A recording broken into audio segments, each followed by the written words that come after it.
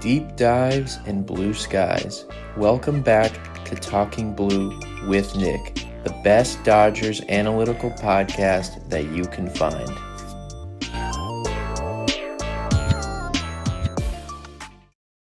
What's going on, everybody? Welcome back to Talking Blue, the best Dodgers analytical podcast that you can find. I'm your host, Nick, and today we are going to do Talking Blue, episode 18. As you can see from the title in the video, we're going to do a series preview on the Braves. Dodgers play the Braves this weekend. And then we're also going to do a first month of the season summary, a little March, April summary. Of course, March and April get clumped together because the first few games of the year are in March. So we'll do that. We'll break down the Braves and Dodgers first. Also, I just hit 50 subscribers on YouTube right before I started recording this video. So I wanted to thank you to everyone who's subscribed, who's liked the videos. Everybody's been very nice to me on Reddit, on X, on Instagram, and on YouTube, leaving comments, all that. I really appreciate it. So thank you so much, 50 subscribers. I can't believe it's already been a little over a month since we've been doing this. So before we get started, you can get this podcast on Apple Podcasts, on Spotify, watch and subscribe on YouTube. Follow us at Talking Blue Pod on all social media. Follow us on Reddit at competitive-week8715. I just posted something on Reddit. It was a little bit of a video, and the caption question was, Dodgers just finished the first month of the year. What are your takes on the Dodgers so far? Got a lot of reviews. It got a lot of comments. I think it got like 150 upvotes and like 90 comments. And it's probably still going right now. I only posted that like 2 hours ago. So that's really good. So we'll get into that a little bit at the end. So the Dodgers and the Braves. They will kick off Friday, Yamamoto versus Grant Holmes. Dodgers have already played the Braves this year and have faced a couple of the pitchers that they're going to see this weekend. So quickly, some information on the Braves. The Braves are an extremely mid team, to be honest. They are very average. There's nothing that really stands out. They don't seem to do anything extremely well or anything extremely poor. The only things I could find is on the pitching side. They are 5th in chase percentage, so they get a little bit of chase, and they're 1st in first pitch strike percentage. So the Dodgers should look to be aggressive this series on the first pitch. Usually guys like Freddie are pretty aggressive, but then sometimes Mookie Betts will go back and forth between being aggressive or passive. Of course, a lot of guys like Will Smith, Max Muncy are patient. So those are pretty much the only numbers that really stood out. Other than that, in terms of batting average and on-base percentage and a lot of stuff like that, team ERA, they are really in the middle of the pack. So they're a very average team. They've obviously gotten off to a really slow start, and they're under 500. I still look at them as a pretty good team, even though they've gotten off to a bad start. But, of course, the Dodgers played them earlier in the year and swept them in L.A. So the first matchup, Yoshinobu Yamamoto will take on Grant Holmes. This game will be on Friday. The Dodgers already faced Grant Holmes. Teoscar Hernandez has 1 home run against him. 41% four-seam fastball, 28% slider, 19 curveball, 7.9 cutter, and then 2% changeups. The Dodgers are a team that handles fastballs okay. They're not too great against four-seamers, but they do handle sliders decently well and curveballs. So they match up pretty well against Holmes. Holmes' fastball hasn't been great this year, but he's a pretty good off-speed pitcher. He's got a really good slider, and he's got a good curveball. Slider has some expected numbers. It has a batting average against of 132, but expected 273. And then his changeup has a 500 batting average against, but he doesn't throw that pitch that much. Holmes also is a reverse splits guy. Righties hit better against him. He's a right-handed pitcher. Lefties hit 137 against him. Righties 234. So in this game, I'm going to go with Mookie Betts and Will Smith. Hopefully Will Smith is in there for game 1. I imagine he will, but you never know with catchers sometimes. Mookie Betts and Will Smith. Mookie was a lot better in the Marlins series. He's slowly coming out of the slump that he's been in. Like I said, there's some expected numbers with his slider not being as good So that will help Mookie because he's not great against sliders, but going up against a slider that's not too great does help his case, and he's decent against fastballs. So the Mookie pick is more based on the fact that Holmes isn't as good against righties, and I think Mookie is looking a lot better, so I think he goes deep in this game. Will Smith, I think, matches up well against Holmes because Holmes has a very good curveball, but Will Smith hits curveballs really well. He's hitting over 400 against curveballs, and he hits 250 against sliders. Now, there are expected numbers, so Will is not as great, but he's a decent fastball hitter, and he hits really good against curveballs, and that's one of Holmes' best pitches. So I'm also going to take Will Smith as my home run pick. So Mookie and Will, I got them going deep in game one. Hopefully Will is actually in there. Then we'll go to Yamamoto and how he matches up against the Braves. So the Braves are a decent fastball hitting team when it comes to four-seamers. Guys like Michael Harris, Matt Olson, and Austin Riley hit four-seamers well. Not so much Sean Murphy and Ozzie Albies. When it comes to sliders and sweepers, Riley, Albies, and Harris are okay, but Ozuna, Sean Murphy, and Matt Olson are very bad, and they're also a very bad curveball hitting team. There's really nobody on the Braves who hits curveballs well. Now, when it comes to splitters, they're an okay team. Albies and Olson fare well against the splitter, but not so much Riley, Harris, and Ozuna. So, pretty good matchup for Yamamoto. Of course, Yamamoto is one of the 5 best pitchers in the game right now, so not really anybody matches up well against him. He's been pounding the zone. He gets a lot of ground balls. The Braves have some familiarity against him, but not too much. Nobody's taking him deep. So they're a decent changeup hitting team, not as well splitters, and they don't hit the fastball very well. And slider. So look for Yamamoto to use the slider a little bit more in this game because the Braves are not good against sliders. He and Will Smith are my home run picks. I think Yamamoto will pitch pretty well in this game. I think he'll bounce back after not pitching so great against the Pirates. So game 2, Roki Sasaki versus Spencer Schwellenbach. Now, nobody has history against Sasaki, of course, because he's a rookie. And Spencer Schwellenbach, if you do not know much about him, he's very young, only 24 years old, but he is very good. In 2024, he had an ERA of 3.35. Right now, he's got an ERA of 2.87. He's been one of the best pitchers in the game. One of the best pitchers when it comes to throwing a lot of pitches. He has 6 pitches that he uses all of them over 10%. So he has a legit 6-pitch mix. You can't throw any of his pitches out. He uses all of them.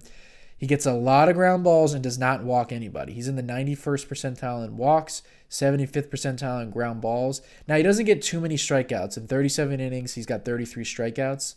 So he's not elite when it comes to strikeouts necessarily, but he does get a lot of chase and a lot of weak contact. 31% four-seamer, 19% slider, 14% splitter, 12% sinker, 11% curveball, 9% cutter. His best pitch is his splitter. He's got a 120 batting average against his splitter. His slider is also very good. He's got a 114 batting average against his slider. There are other pitches that Schwellenbach has that are not very good. For instance, his four-seam fastball has a batting average against of 270, but the expected batting average is 360. So a lot of hard hit balls on his four-seam fastball. The sinker, which he throws a lot as well, 250 batting average, but expected 290. His curveball, another pitch, 300 batting average, expected 342. And then the cutter is a 455 batting average, expected 295. So his slider and his splitter are very two nasty elite pitches that will get a lot of chase and will get a lot of swings and misses. He's got a 38% whiff rate on the splitter. But both of his fastballs are not as good, especially his four-seamer, and his curveball gets hammered as well. And the cutter is not as good as well. So Schwellenbach is going to be a tough matchup for the Dodgers. Like I said, doesn't get a ton of swing and miss, but he keeps the ball on the ground and he doesn't walk a lot of batters. So this will be a series, this will be a matchup where the Dodgers need to be aggressive because he pounds the zone. But again, he does get chase, so that's what makes it a difficult matchup. Miguel Rojas has 1 home run against Schwellenbach, but other than that, not too much familiarity. Like I said, he's very young, only been in the league for a couple years. So in this game against Schwellenbach, I'm going to pick Tommy Edman and Max Muncy. Hopefully Tommy Edman's in the game. I assume he will be. They did say that in last series against the Marlins, he tweaked his ankle, so hopefully that doesn't turn into anything. So if he doesn't play, then it won't count against me. But Tommy Edman and Max Muncy are going to be my 2 picks. Holds his own against changeups and splitters as well as sliders. He hits sliders very well. So I think he fares well against Schwellenbach. Schwellenbach is not a reverse splits guy, so righties hit 175 against him, but lefties do hit 250, so he's not as well against lefties. Then Muncy, I'm picking Muncy because he also hits fastballs okay, has very good expected numbers against sinkers. He does okay against changeups, and again, I think his at-bats have been getting better. I don't think he'll chase against Schwellenbach. I like the way his at-bats have been looking lately, so I think he continues to improve, and he goes deep off of Schwellenbach. So I got Edman and Muncy in this game. I think they match up decently well, but Schwellenbach's going to be hard to hit because he's very good. Then, again, when it comes to Sasaki, similar with Yamamoto, the Braves are not a great slider sweeper hitting team, so I think Sasaki's going to continue to use that pitch a lot. Like I said, they're okay against splitters. Guys like Albies and Olsen hit well against splitters, but Austin Riley's really bad. He whiffs a lot on splitters. And then Michael Harris and Ozuna are not good. Sasaki's fastball hasn't been good this year. We've chronicled that, and the Braves do hit fastballs pretty well. Michael Harris is one of the best in the game. Olsen's very good, as well as Austin Riley. Sasaki is going to need to be careful in this game with the fastball. And he's got to, like I said, we talked about, he's got to find ways to improve that pitch. Braves are not a team that's overly aggressive or doesn't walk or anything like that. They're middle of the pack with all those numbers. Sasaki's got to be in the zone like we've talked about, and I think he's got to use his slider a lot in this game because they do not hit sliders well. So Sasaki, we've talked about, he's continued to get better, continued to improve. If he's in the zone with the fastball, I think he'll be okay against the Braves. They do have guys who usually tend to chase, like Ozuna, like Austin Riley, guys like that do tend to chase. So far this year, the Braves aren't a bad team when it comes to chasing or anything like that. So I think Sasaki can pitch good against the Braves. And then we'll go to Game 3. This will be on Sunday Night Baseball as well, so that's nice. Dustin May versus Bryce Elder, another pitcher the Dodgers have familiarity with and they have faced this year. So it's going to be 2 sinker balls in this game. Dustin May, of course, gets moved up because of the Glasnow injury. He's normally been pitching on Mondays or Tuesdays, but now he gets moved up because of Glasnow. Quickly, Bryce Elder, guy that's been getting hit around a lot. The Dodgers hit him well when they saw him earlier this year. A lot of familiarity. Max Muncy, Mookie Betts, Tommy Edman, Michael Conforto, Shohei Ohtani, and Andy Paz all have 1 home run against Bryce Elder. So 6 players on the Dodgers have taken him deep. He throws his slider more than his fastball. He's a sinker ball, like I said. 38% slider, 37.8% sinker, 12% four seam, 11% changeup. So he relies heavily on the sinker slider. Now, his slider's been pretty good. It's got a batting average against of 238, expected 229. His sinker has a batting average of 282, expected 268. Sinker gets hit a little bit more than the slider. Now, his four-seamer has not been good. A batting average of 273, expected 345. And then the changeup has a batting average of 308, expected 366. So the four-seamer and the changeup are not a very good pitch for him. And he is a guy who gets hit hard by righties, 295 batting average against, and he's better against lefties, which is a little bit odd because, like I said, the four-seamer and the changeup are not good, and those are pitches I would imagine he throws more to lefties. But in this game, I'm going to pick Shohei Ohtani and Freddie Freeman as my 2 home run picks. I wanted to pick Teoscar because he's gotten so much better against sliders as well as Andy Paz has, and he also crushes sinkers. But I've been picking them a lot lately, so I'm going to try to not pick them. Ohtani hits very well against sliders and fastballs. So that's why I think he matches up well against Elder. And then Freddie, also good fastball hitter. He's been crushing fastballs, been crushing sinkers, been crushing sliders. The one pitch, the changeup, he hits 250 against, so not as good against changeups. But everything else Elder throws, Freddie Freeman hits very well. And Freddie always seems to play well against the Braves. He wasn't in that series earlier in the year when the Dodgers swept them. He was dealing with the ankle.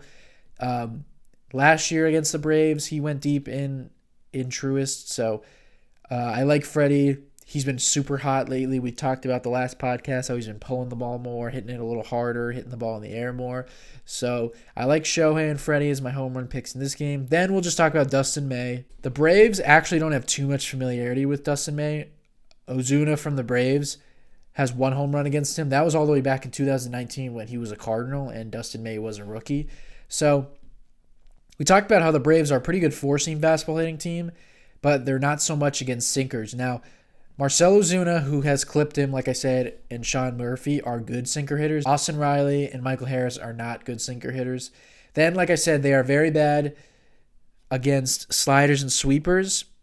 Guys like Ozuna, Murphy, Olsen are very bad, and that, of course, is Dustin May's best pitch. Austin Riley has decent numbers against them, but for some reason I just picture him chasing sliders away. And then Ozzie Albies is a good breaking ball hitter. The curveball, like I said, Braves are not a good curveball hitting team. Dustin May doesn't throw a curveball, but I like Dustin May because the Braves are not too good against sinkers, and they're bad against a lot of breaking balls. I like that Dustin May gets a shot on national TV as well, so hopefully he pitches well. Those are my home run picks. That's all my info. I think the Dodgers match up pretty well against the Braves. Like I said, Yamamoto, he's going to be fine. Sasaki's got to be in the zone, and I think his slider is going to be good. Same thing with Dustin May. In Game 1, I have Mookie Betts and Will Smith going deep against Grant Holmes. In Game 2, I have Tommy Edman and Max Muncy going deep against Spencer Schwellenbach. And then in Game 3, Shohei Ohtani and Freddie Freeman going deep against Bryce Elder. So that's going to wrap up the series preview part of this podcast. Now we're going to do a summary of the Dodgers' first month of the year. So, of course, we are now in May. So, just wanted to give a little bit of a review and give my thoughts on how they've played so far. So, we talked about a few weeks ago, how the Dodgers, when they were struggling, what I didn't like was the offense. They were not walking. They were swinging and missing a little too much, striking out.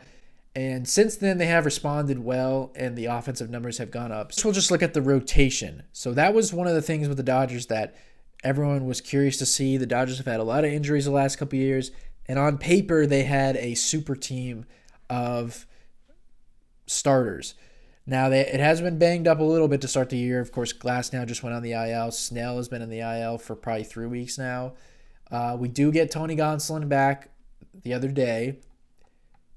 Of course, at some point, Kershaw and Ohtani will be back. So it's very fluid, but the rotation is where I see the most room for improvement. The starters for the Dodgers have the 5th lowest batting average against in baseball, and they have the 4th highest K per 9, but they are dead last in walks per 9. So they have been allowing a lot of walks. They are 9th in ground ball percentage, and they're 16th in ERA and FIP. So in ERA and FIP, they're middle of the pack. And then in expected FIP, which is fielding independent pitching, which is an ERA, or which is a number people look at, kind of takes out the defense and stuff like that, and it's just individual pitching numbers. Kind of like a better ERA number to look at. And then you have expected FIP, which is based off of the quality of contact. We've talked about expected numbers before. They're 13th. So the starting rotation, a lot of the numbers that you look at, they're about middle of the pack, maybe towards the lower part of the top 10, 12, something like that. That is where they have the most room to improve. Obviously, Yamamoto's been one of the best pitchers in the game. But then after that, there's been some injuries with, of course, Snell and Glasnow. May has been consistently solid, not as great the last couple starts. Saki has been walking a lot of batters. He's probably the biggest reason why they have the worst walk percentage or walks per 9 in terms of starters. But he's been slowly improving. So Yamamoto's been key. May can improve his numbers a little bit. Maybe we'll see Tony Gonsolin continue what he did in his debut. If Sasaki can start to get a little bit more whiff numbers, we'll start to see the rotation that we dreamed of, especially if Snell can come back. So I don't think the rotation's been bad by any means, but that has been the most underwhelming part when it comes to the expectations that it had. So then the bullpen, which has been pretty solid, and of course, Dodgers also made a ton of moves there. In batting average against, they are 19th. So the bullpen has been a little bit up and down, where there's been a couple guys who have had some blow-ups, like a couple of the long inning reliever guys, some of the low leverage guys. Anthony Banda hasn't been great this year. But then there are other guys like Kirby Yates who have been really well. Blake Trinan before he got hurt. Tanner Scott started out the year struggling, but he's been really great as of late. So in batting average against, they're 19th, which is not great. They need to be better there. But in K percentage, they're 5th. In walk percentage, they're 9th. So the bullpen has been better when it comes to the walks. A lot better than the rotation. In ERA, they're 13th, and they're 7th in FIP. So that tells me that the bullpen's been a little bit unlucky with some errors and stuff like that. And when it comes to xFIP, expected FIP, they are 2nd in baseball. So the bullpen has been very good with a lot of the expected numbers, a lot of strikeouts, and they will be getting guys back. Michael Kopech will be back at some point. Hopefully Trinan will be back. He went down, of course. Evan Phillips just rejoined the team. At some point later in the year, I'm sure Brusdar Graterol will be back, and maybe the Dodgers will make some trades at the deadline. So not really worried about the Dodgers bullpen because they have the high leverage guys. Already, like Yates, like Tanner Scott, like Evan Phillips. They have a potential to get more, whether they trade for some guys or for some other guys to come back from injury. So now the offense. The offense, like I talked about, had been struggling a few weeks ago, but it has improved a lot lately. So they are 2nd in all of baseball in home runs. They've been that way throughout the entire year. They're 3rd in runs. Now they're 6th in walk percentage. That has gone up lately because they were not 6th a few weeks ago. And they have the 11th lowest strikeout rate, which there's still room to improve there, but 11th is a lot better than where they were at before. I think they were 18 or something like that. They're 5th in batting average overall, 4th in on-base percentage, and 2nd in slugging percentage. And then they are 3rd in weighted runs created plus. So any way you look at it, they are basically a top 10 offense, closer to top 5. And I think there's a lot of room to improve there as well. Not as much a starting rotation. There's a good chance that this is what the offense looks like throughout the year, a top 10, top 5 offense. I think there's room to improve because of guys like Mookie potentially being better. I think Mookie will be better without question. Muncy potentially getting better. Conforto's been really bad. So they have room for guys to improve. And I really like where the offense is at. Will Smith has been really good to start the season. Teoscar's been on fire as of late, and he's been good the whole year. Same thing with Freddie Freeman. Tommy Edman, of course, is having his best year like I predicted. Andy Paz has been so great the last few weeks. And like I said, there is room to improve. I think Muncy's going to be better, and I definitely believe in Mookie Betts. Now, lastly, we'll talk about their defense. In outs above average overall, they're 20th in baseball. If you just look at the number that Fangraphs have, which is just defense, which somewhat is a compiler number, but it has them as 21. I don't think they're a bad team necessarily, and we have seen years where the Dodgers get better as the year goes on. Like last year in the postseason, they were really good defensively. They're an odd team so far because, of course, Mookie is playing a new position. Tommy Edman's kind of been in multiple positions. They, of course, signed Hae-Sung Kim, who was supposed to be a really good defender at second, but he hasn't been in the big leagues. He hasn't been in the big leagues this year. Conforto and Teoscar are not good in the corners. Paz has actually been good in center. Will Smith has always been a pretty good catcher when it comes to throwing runners out. So they're kind of an interesting defense. Mookie at short has been a lot better than people would have thought, especially myself included. And he's continued that so far this year. Muncy's going to be up and down at third base. He's got a pretty strong arm, but, Muncy is not the quickest, and he's kind of like a first baseman playing mostly third. So I think the defense kind of is what it is. There's definitely room for improvement, of course. Muncy's kind of one of those guys that goes through slumps defensively where when he's not playing well defensively, he's going to make an error or two over this course of a couple games. But then when he gets locked in, he'll make a lot of nice plays. Like I said, he's got a pretty strong arm. Tommy Edman plays great defensively wherever you put him. So a lot of it's going to depend later in the year how the team looks.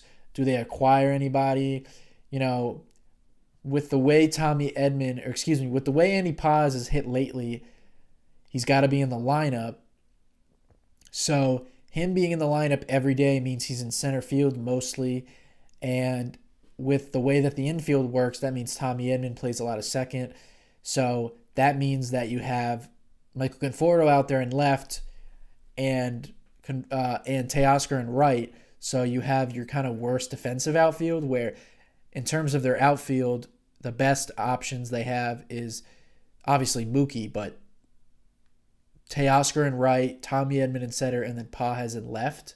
So that's why I'm saying it'd be interesting to see later on in the year if they acquire anyone. Tommy Edman can kind of go wherever they need them. So if the Dodgers were to acquire someone who played left field or something like that, then Tommy Edman could stay at second. If the Dodgers were somehow able to acquire an infielder or something like that, then Tommy Edman could go to the outfield. I think we're yet to see the best from the Dodgers defense. I think it can get better. But with what they have, I don't think they're going to become one of the better defensive teams. I mean, Max Muncy's never going to be great at third. You can only ask Mookie to do so much at short. He's been good so far, but I don't think he's going to be elite over there. And then Conforto and Teoscar in the corners are not great. Teoscar is weird to me. I always thought with my naked eye that he's not bad out there, but the metrics always have said that he's bad, and I don't think he's good by any means. But he does have a pretty good arm, which helps him make up for it. And Paz, like I said, there have been back and forth debates about if he's really good. The defensive metrics do like him, and he has a good arm. So the best spot for the team defensively would to have somebody play second good, like Haesung Kim or something like that. We haven't seen him yet, so there's really no point to talk about him. But Tommy Edman in center, Paz in left. If you had someone like Kike or something play second, he'd be fine there. And then with Mookie's been good at short. So they've got a lot of moving parts defensively because they have a lot of guys who play different positions who are kind of in different spots. So I don't think that the defense come postseason is going to be a weakness.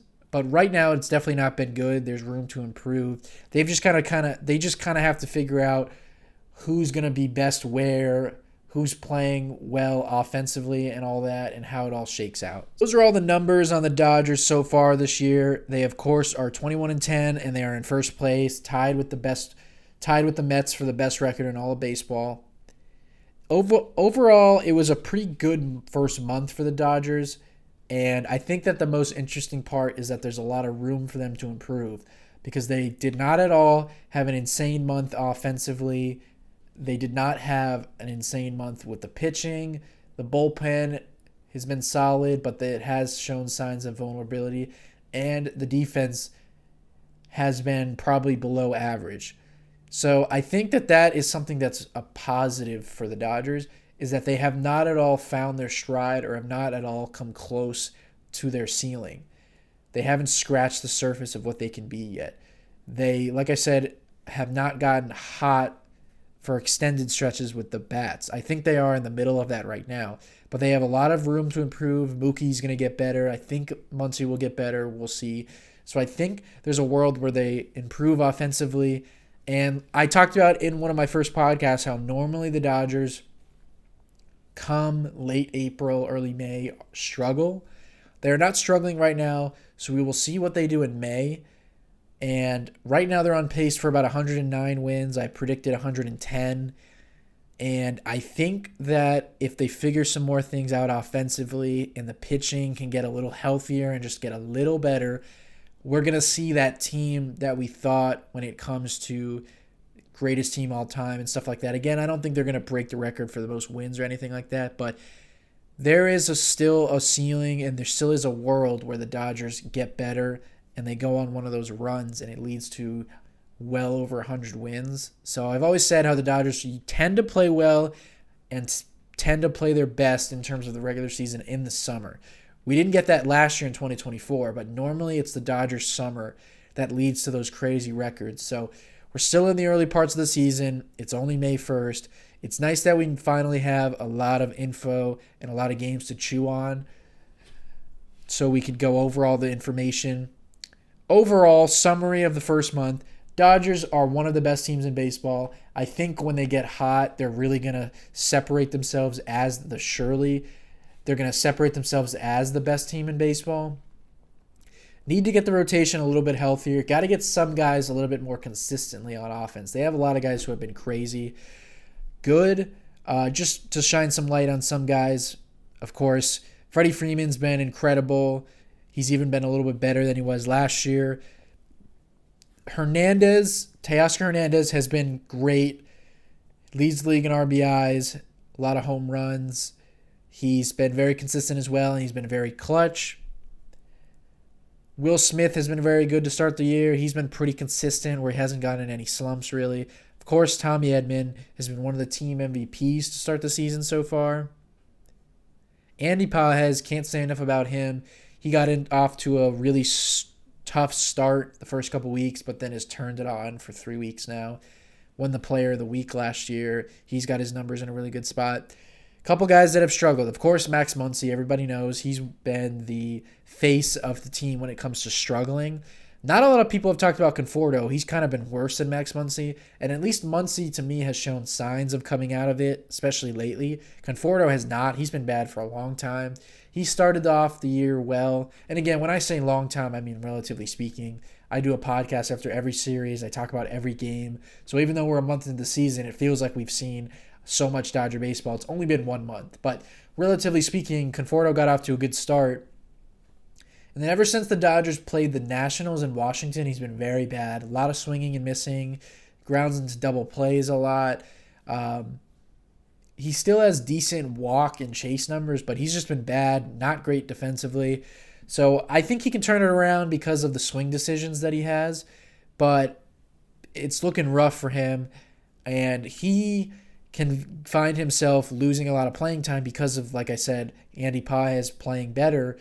They can kind of move the team around where they have Pages play more left, Edman play more center, and then somebody else play more second base, whether it be Kike, Chris Taylor, maybe Hae-Sung Kim gets a shot at some point. I think he should. He's been really good down in the minor leagues.